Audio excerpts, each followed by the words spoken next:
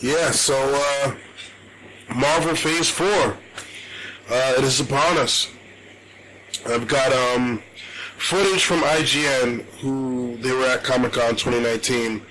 I'll upload it. It's a bit long, so if you're really interested in this kind of thing, you'll be glued to it. If not, you can kind of skim through it and hear about the parts you want to hear about. But I guess at Comic-Con, Marvel Disney announced movies that I'm pretty sure you've already seen floating around the internet as of late. They're going to have Thor, Love and Thunder, which is going to have Jane Foster as the next Thor, which I think Marvel Disney is going to make it dope. As far as in the comics go, I wasn't a fan. I didn't like it at all. However, that's how I am when it comes to comics. Like, I didn't like Riri as Iron Man. I was never a fan of Miles Morales. Cho as the Hulk I didn't like.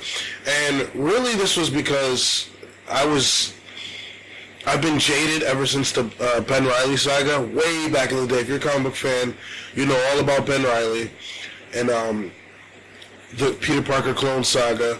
And ever since then, I was like, do not try to change these characters. Leave them as they are. They're timeless. I don't want them changed. Marvel Disney's they're gonna change characters. That's just what it is. So as far as the comics go, I'm not a fan of it when they change the character. I trust in Marvel Disney at this point. They know what they're doing, so I have no reason to doubt them. I think the Thor, Love and Thunder movies gonna be dope. I think they're having the Winter Soldier and Falcon are gonna have their own series on Disney's new streaming platform. So Phase 4, as it stands now, to be a part of Phase 4, to really be a part of it, you're gonna have to watch the streaming service. They also talk about the new Black Widow movie, which I'm looking forward to immensely. And from what I understand, it's going to have Taskmaster. When they were talking about a Black Widow movie, I was always wondering, well, who the hell's going to be the villain? Who are they going to choose to be the villain of a Black Widow movie? And Taskmaster is such a good choice. Now, I'm going to say it straight up. I don't see how she could beat him. He is probably one of the most versatile and one of the greatest fighters in the Marvel universe. Anybody that knows who Taskmaster is, they know he can, copy pretty much any move he sees. That's a real broad way of saying it. But yeah, I don't see how she can beat him hand to hand. So I'll be interested to see footage of that Black Widow movie. It's gonna be dope. And there's so much more to talk about.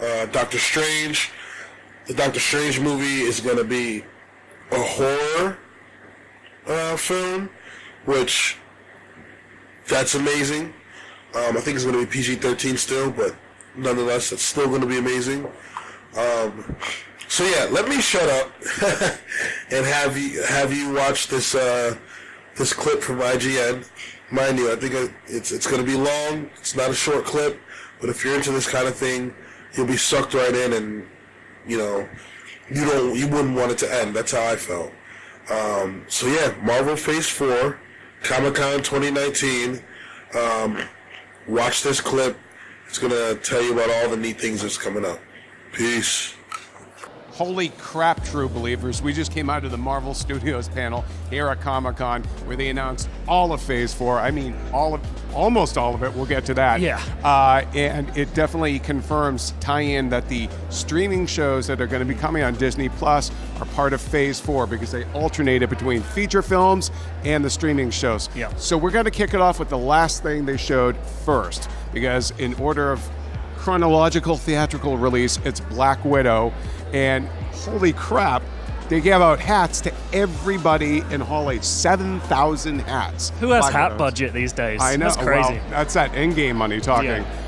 So they showed footage from the film. Yeah. Do you want to help break it down a little bit? I there? mean, so we got a lot of shots of Black Widow in her past, and then we got the reveal that this is a film in Budapest, which everyone was expecting, and then I'd say the main part of it was an extended and super violent fight scene between Florence Pugh, who plays Yelena, who's a sister figure to Natasha Romanoff, and Natasha Romanoff. And a kitchen is not the same after those two have fought in it. They use one thing that I noticed, because we'll get to the villain of the piece in a minute, but Natasha and Yelena's moves mirrored each other. Yes. And since Taskmaster is the villain of the movie, they showed him last in the footage, and he also completely mirrors every fight move, which is his skill set, of course, from the his power in the comics. But it left you wondering, who is Taskmaster? To me, I got a slightly kind of androgynous vibe from the character. Yeah. You couldn't quite tell, and they didn't announce who's playing it. I think it's very possible that will be Florence Pugh. But we also have David Harbour from Stranger Things, who's come in as Alexei, who you think is Red Guardian. Yeah, I think so. Red Guardian is kind of like Russia's answer to Captain America, because Harbour made a crack about like his character having a bone to pick with Cap. Complicated feelings, I think. Yes, was his, complicated was feelings. his term. So that's definitely the one we found out the most about. Yes. And from here, we get sort of cast reveals and titles and title treatments. Well, from there, it starts with the Eternals, and they announce, I'm sorry, there was so much stuff revealed, so much stuff, I have to refer to my phone, I'm sorry. So they announced the full cast. Richard Madden is Icarus, Kamal Nanjiani as Kingo, Lauren Ridloff as Makari. First ever deaf hero in the MCU. Yep, and the actress is also deaf. Brian Tyree Henry as Phastos. Salma Hayek as Ajak, the leader of the Eternals. Leah McHugh as Sprite. Don Lee as Gilgamesh. And Angelina Jolie as Thena. It's quite a lineup. And that comes out November 6th, 2020. That cast lined up. Yeah. It's that weird feeling of we've just had Avengers, we've just had the lineup movie, and it feels like in not too long we're going to have a completely different superhero lineup movie to get our heads around. I can't wait to learn who all these people are. Some of these characters have been like gender swapped, like Makari and Ajak were men in the comics, and now both are played by women. And the cast is obviously far more. All of the slate here for the MCU is far more like diverse. They really leaned into that. They talked a lot about the diversity of the MCU as a whole, and it's something that kept coming up all the way through the show. Then this is where we found out that the MCU Phase 4 is going to be including the streaming shows, because the next up was The Falcon and The Winter Soldier, which we knew was happening, but that it takes place after Endgame, and Baron Zemo is back. Yes. We saw a quick flash of his mask, but honestly, I looked away to write something down, and I missed it. I did exactly the same thing. I think somebody said it was black. Yeah, that was Internet will find out. That was one of the only moments where the entire crowd just gasped. There was a lot of cheering, a lot of screaming. That was one of the only times where people were just like, because something so unexpected. We should say that it wasn't that they showed a scene from the movie.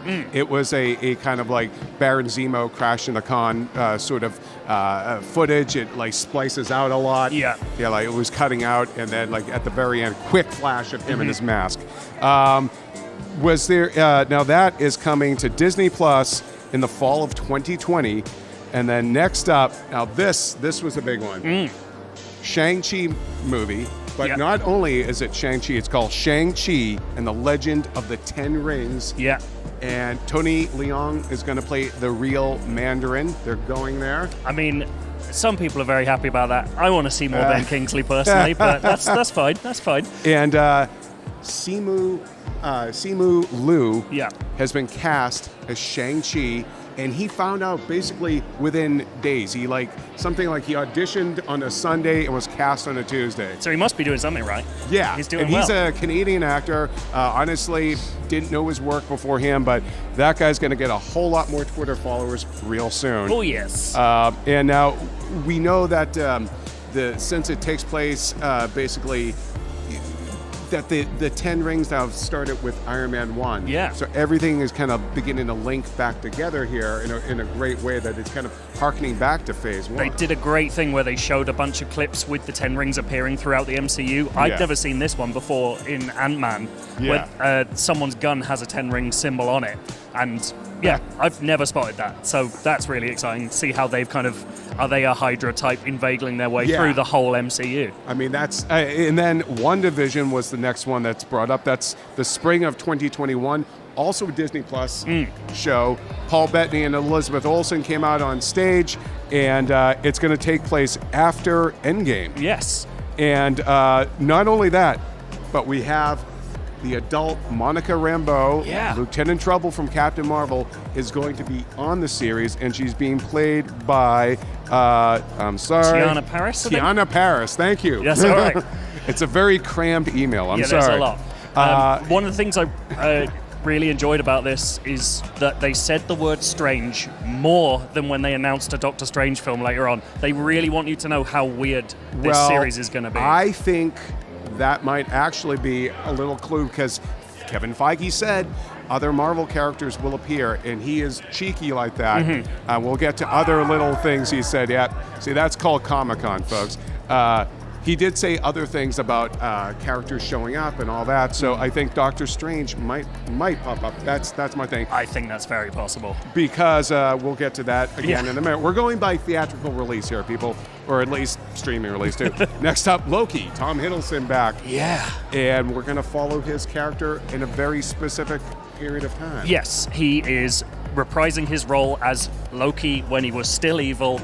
In Endgame, the moment where Endgame spoilers, by the way. If you didn't already know that, I don't know what we could do for you. The moment where Loki steals the Tesseract, steals the Space Stone, disappears, and they teased he heads somewhere and told us that the first place he'd headed was Hall H. And Tom Hiddleston came out to tease us all. Well, it should also be noted that he was saying this takes place before the psychological evolution of that character. So all that growth you saw in like Dark World and Ragnarok and all that hasn't happened yet, so he's still the god of mischief. He's still kind of the bad guy. Still likes big horned helmets. Now let's pivot back. That's coming in spring 2021 on Disney Plus.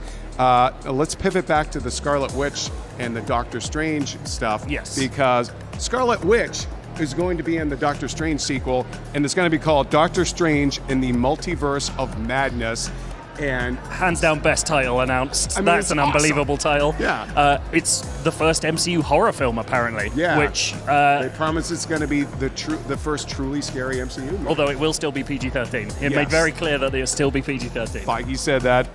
Now, what do we think that indicates then about who the villain might be? I think it might be Nightmare or Despair if they're going to go the horror. Absolutely see that. I also worth pointing out Scarlet Witch appearing.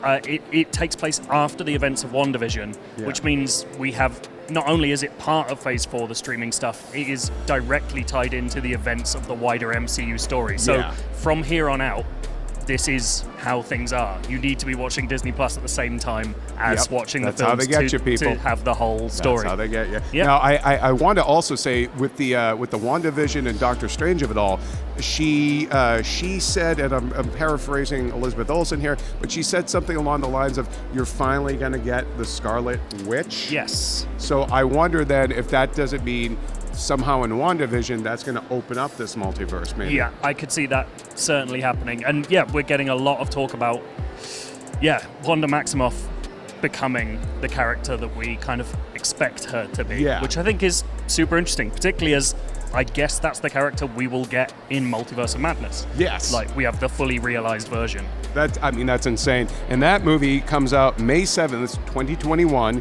Next up is Marvel's first ever animated project, animated series in terms of the MCU canon, and it's What If. Now, we knew this was rumored for Yep. a while, but Jeffrey Wright is going to voice the Watcher. You know, Jeffrey Wright from Westworld and Casino Royale. And that is basically bringing back a huge ton of actors, They put up, including Chris Hemsworth. I saw him they up put there. up a list of all the actors that were coming, and it was. I think it's Michael B. Jordan was one. Oh yeah, Taika Waititi's on there. Like, Yeah. the We'll list, have the list on the site we for will. you. It's The just- list yeah. was so small because all the text on it was so small that I And literally they couldn't only pick it up flashed on my for- camera. Yeah, and they only flashed it for like a moment. Yeah, Yeah. it looks crazy, and the way that the thing I was wondering about is how does this fit the MCU? What does this mean as an Yeah. MCU property? And it appears to be that narrator figure, the Watcher, Jeffrey Wright. He settles like the whole piece. He's essentially a Rod Serling figure. Yeah, yeah. But he is in the Insane. MCU. Like, Yeah. what a great way of doing that. I love it. I love it. And that's hitting Disney Plus in the summer of 2021. Again, animated. Next up, guys, Hawkeye confirmed getting his own Disney Plus show, and Kate Bishop is in it. Yes. And title treatment is from what started as the Matt Fraction run of Hawkeye, which is Yeah. arguably his greatest moments in the comics, or at least it is for me. Yeah. So I'm hoping we have a bit of that humor, a bit of that kind of tete-a-tete dynamic. He kept Right. talking about how it's a show about Hawkeye teaching someone to be a superhero without superpowers and trying to get a better Hawkeye than him. And it will delve into Ronin as well, Right. which is great. So I want this to see is more of his that. basically his redemption story post Endgame. Yes. You know? But it sounds like we've got the effects of that time in what's Yeah. become known as the blip and Yeah. after the snap. So we're going to have some flashbacks probably. And yeah, I'm super excited to see the Kate Bishop stuff come to fruition. Yeah, there was no casting on Kate Bishop No. just yet, but I'm sure that'll be coming soon because Hawkeye launches on Disney Plus in the fall of 2021. Okay, next up. Yeah. This one was my favorite, most insane. Speaking of insane, my favorite insane thing: Thor: Love and Thunder. Yeah. Dude. Okay, this one may have, for me, have been the highlight of the panel. Taika Waititi, Chris Hemsworth, Tessa Thompson all came out on stage, but then tell the folks at home what the big reveal of that panel was. Well, so it's based on Jason Aaron's The Mighty Thor, which was where we got female Thor for the first time. In the comics, female Thor was Jane Foster. In the MCU, Jane Foster was Natalie Portman. There's been a long old thing where Natalie Portman doesn't appear in the MCU anymore, and then she came on stage. Yeah. So Jane Foster, Natalie Portman is playing female Thor. Yeah. I don't know what to believe anymore. It's insane. And that is coming November 5th, 2021. Obviously, we had heard some rumors a few days ago that the project was coming together, but it seems like they already have a script. Taika said that the actors haven't seen it yet. Yeah. So he had some backup plan when it looked like Akira was falling apart for him. So And it does sound like Korg and Meek, or at least Korg, will be making an appearance. He wouldn't specifically say it, but he did talk about an ongoing relationship. yes. Now the next one up was Black Widow, which we talked about. But guys, the panel ended with some very cool information. Now, while Kevin Feige was being cheeky and kind of saying, we don't have time to talk about Guardians 3 and Black Panther 2 and Captain Marvel 2, he said they were making them. And he's like, we don't even have time to talk about the Fantastic Four. There's no time to talk about mutants. Yeah, that is so mean. But then he made an official announcement and brought an actor out on stage and tell folks what happened. That was two-time Academy Award-winning Mahershala Ali, who you'll know from Moonlight or Luke Cage. He was Cottonmouth. Luke Cage, and he's Blade. So Blade. we're getting a Blade film. He got his own hat. He got his own hat, Kind and there was a logo, everything. Yeah. So- So we've seen nothing more than that. It was so late in the panel that He didn't say a Mahershala Ali word. literally just smiled and walked off. It was weird. Yeah. But which is very Blade, right? He just came Yeah, out, that's didn't a say good point. nothing, just looked badass, got his hat, Yeah. left. And the thing left hanging is that the end of Phase 4? Is Blade sitting on the end of that, or are we looking at Phase 5? Like, that's where they gave us a timeline of 10 properties, streaming and movies. Yeah. But they never said that was the end of that timeline. Right. It's just the start. Yeah. I'm super excited to see where we go from Yeah, there. I mean, I can't tell. I've covered many Marvel Studios panels here in my time at IGN. All of them have been exciting, but this one was probably unlike any other because of the sheer amount of surprises and all the details. Like, they didn't just put out release dates. They gave us titles, title treatments, casting. It was great. So hopefully this will satiate our appetites for about the next 3 or 4 years. Yeah. There's a lot to come, obviously, the Disney Plus stuff, as well as all the big screen plans. Disney will have 2 days at D23, so Marvel will be back there for streaming and for their live action panel. So probably more news in August when D23 happens in Anaheim. Holy cow. All right, let's do it again next year. Absolutely. For all things Comic-Con, keep it here on IGN. Let's get a drink.